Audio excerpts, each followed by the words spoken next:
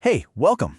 So let's talk about anger. You know, that hot, sharp feeling that just screams for you to do something? But what if everything we think we know about anger is kind of wrong? Today, we are going to dive into a really different way of looking at this emotion.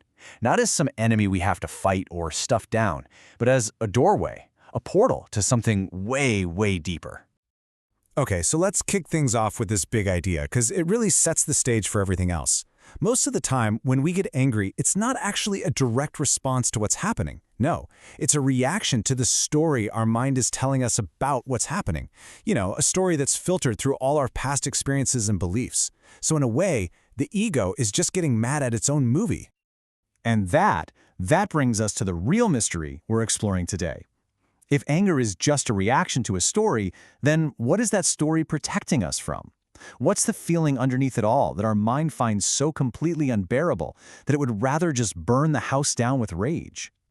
To get to the bottom of that, let's first look at the frustrating trap that pretty much all of us fall into. See, we usually have two default responses to anger, and spoiler alert, both of them are dead ends. Right, so on one side, you've got blind expression. You know, we just let it rip, and that usually ends in broken relationships, saying things we regret, the whole mess. Then on the other side, you've got suppression. We just bottle it up, push it down, pretend it's not there. But that energy, it doesn't just vanish, it turns inward. It becomes anxiety, or that knot in your shoulder, or it just leaks out sideways as passive aggression. Yeah, neither of those really works, does it? So if exploding is a dead end and imploding is a dead end, there has to be a third path. And that path opens up the moment we understand what anger is really shielding us from. And this, believe it or not, brings us to the hidden power of confusion. And here it is. This is the absolute key. Anger is often just a defense mechanism. It's this hard, protective shell we throw up around a state that is so much more vulnerable and, for our ego, absolutely terrifying. And that state is simple confusion. See, anger gives us this false hit of certainty and power right at the moment we actually feel totally lost and powerless. Now, this isn't just some clever psychological idea. This is wired deep, deep into our biology. Our nervous system has this ancient automatic playbook for dealing with threats. So where does a feeling like confusion fit into that primal survival-based system? Check this out, because this is where it all clicks into place. The fight response? Well, that's anger. It makes the ego feel powerful. Flight? That's avoidance, denial. But what about freeze? That is the state of total helplessness, of not knowing what to do. That, my friends, is confusion. For our ego, which is purely focused on survival, being powerless and paralyzed is the single most dangerous place to be. It's no wonder it scrambles to throw a blanket of hot, certain anger over it. So, if confusion is really the thing we're running from, how do we work with it? How do we face it? Well, this is where a really cool, ancient metaphor gives us a brilliant new way to look at it. We're going to look at this whole process through the lens of alchemy. You see, in alchemy, the very first and most important stage of turning lead into gold has a name. It's called the Nigredo, or the blackening. It's a stage of total chaos, of breakdown, of things dissolving. It's when all the old, false structures melt down into this dark, confused mass. Sound familiar? What our ego is terrified of, what it sees as a total failure, the alchemist knows is the essential first step.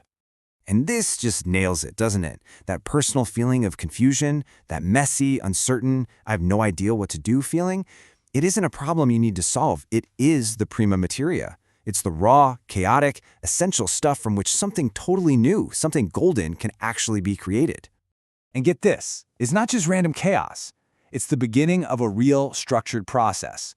After the Nigredo, that breakdown, comes albedo, the whitening, where clarity starts to emerge.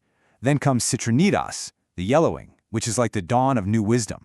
And finally, rubedo, the reddening, where this new, more whole version of you is born.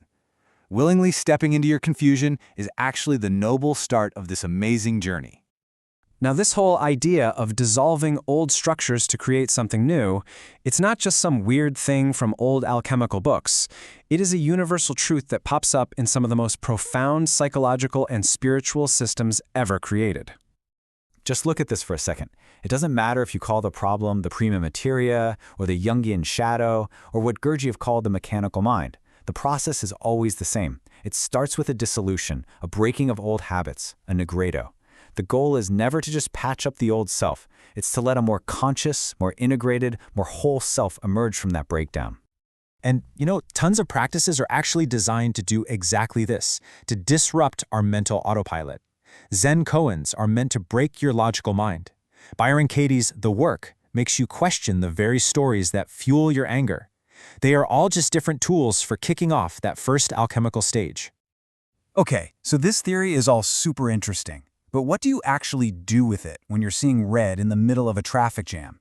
Let's bring this all down to earth with a simple, practical method you can use every single day. But first, we need a really crucial mindset shift. We are not trying to fix our anger. We're not trying to manage it or improve it. We are not giving our ego another self-improvement project. The goal here is to step back and create just enough space for the old automatic patterns to dissolve, all on their own. It's a huge shift from doing to allowing. So here's the practice. Step 1, pause, just for a split second. Step 2, name it. Oh, okay, anger is here. Step 3, and this is the big one, enter the confusion. Instead of looking for a reason to be angry, just sit with the raw feeling of not knowing. 4, gently question your story. Ask yourself, is that 100% true? 5, observe the actual sensations in your body without judging them. And 6, after the wave has passed, reflect. What did you notice? This is how you do the alchemical work in real time.